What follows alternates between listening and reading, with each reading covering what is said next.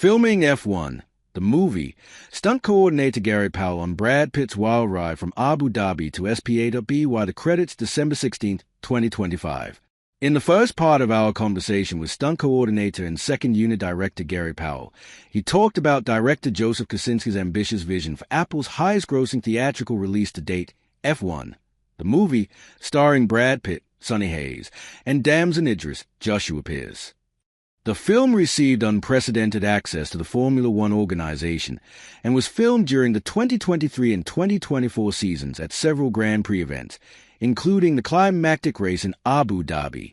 Now, we continue our conversation with Powell about TK, and TK for all the cars used in the production, whether stunt cars, camera cars, or the hero cars, were there extra safety features built into them that you wouldn't find in an actual Formula One car? No, the Formula One cars are as safe as they physically can be because they are designed to go as fast as possible and keep the driver inside. There was nothing we could add to enhance it. We didn't need to because all the cars had to be FIA certified Federation International de El Automobile. Our cars were built by Mercedes. They were F2 cars with an F1 body on them. All the impact zones and everything are exactly as they should be on a proper Formula One car. Even the stunt and camera cars had to be FIA certified. Yes, the cars that Brad drove were exactly the same as what the stunt guys drove. The only difference is each driver has their own seats molded to their body, so you're not moving around inside the cockpit. If you have an impact, that movement can cause injury. But when you're locked and solid, it's actually a lot safer. How many cameras were mounted on each car? We could put 8 IMAX cameras on each car. They were custom built by Sony and Claudio. All the camera mounts were custom made for each car, so it's not like the ones bolted on stunt cars. Everything was crash tested. Things couldn't be flying off if there was an impact. For the climactic race in the Abu Dhabi circuit, how did your team prepare for that? We were there testing for a few weeks and had the track to ourselves. On the last day, the heavens opened up and rain flooded the area. Fortunately, we were done by then and got out. When we went back to shoot during the Grand Prix, we had certain time slots and knew exactly what we had to do each time we went onto the track. You also filmed there during their practice days. Yeah, which gave us the real crowd on the grandstands with the fireworks after the night race. It was spectacular. All the proper teams were in the pit lane when our cars pulled in as if we're doing a pit stop.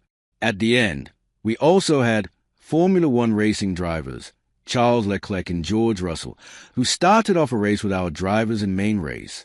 It was really nice having them come on board with us. At one point, we had Lewis Hamilton interacting with our actors during a pit stop. It was a great collaboration with the Formula One world. How much time on the tracks did you have on practice days? There are other races going on at the same time, Formula 2, Formula 3, and other championships.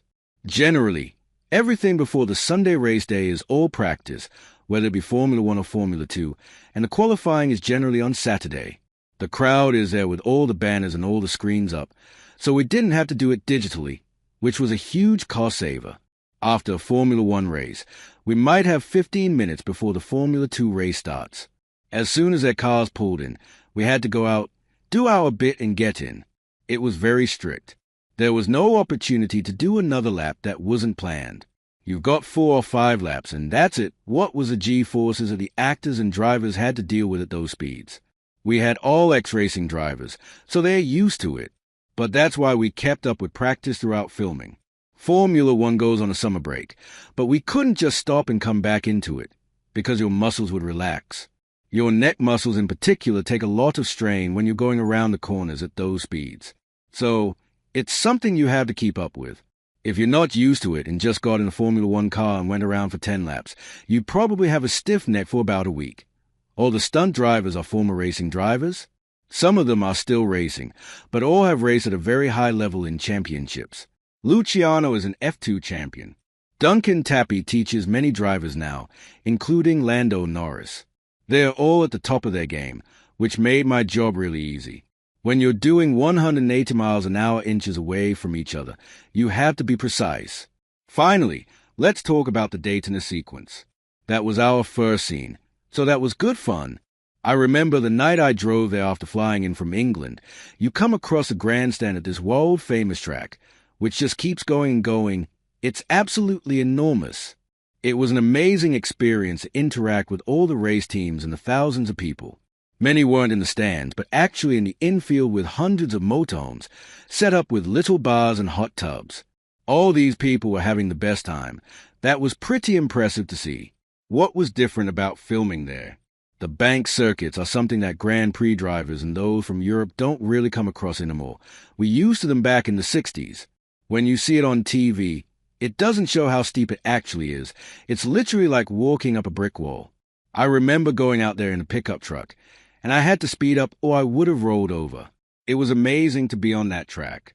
Porsche was very nice to give us a brand spanking new GT3 RS for us to learn the track. We were using the infield as well, not just going on the outside. Banking is something that not many people get to experience. Approximately how many race cars we used in this film? We had 6 cars in the Formula One races and about 7 for Daytona, including 2 GT3 Porsches. 4 cars were generally for Brad and Damson, and the others were camera cars. What we used to do is swap cars around. One car would be rigged with cameras on the left, another would be rigged with the cameras on the right. On this film, rather than waiting ages to change the cameras, having extra cars allowed us to keep leapfrogging all the rigs. While we're out filming, the next cars are getting prepped with camera angles that Joe wanted for the next setup. That ITO looks extremely difficult, but were there any filming days that were particularly challenging? The tricky one was actually Las Vegas, because that was a night race on a street circuit, and it gets pretty cold there at night. So, we had trouble keeping the tires warm. Originally, there was a limit on how fast we could go, but that actually put us slightly into danger zone because we needed to go fast to keep the tires warm. Too slow and they would get cold, which makes them slippery. Since we were only allowed on the circuit for a few laps, it was hard to keep the tires warm. How did you deal with that? You keep the tires as hot as possible and try to go as fast as you can. But the circuit is not very forgiving because it's lined with concrete barriers. If something was going to go wrong, that was probably it. You could just spin out on the corner. But we did a lot of sim work and prepared for it. Obviously, everything worked out fine. It's such an ambitious production. Looking back now, what stands?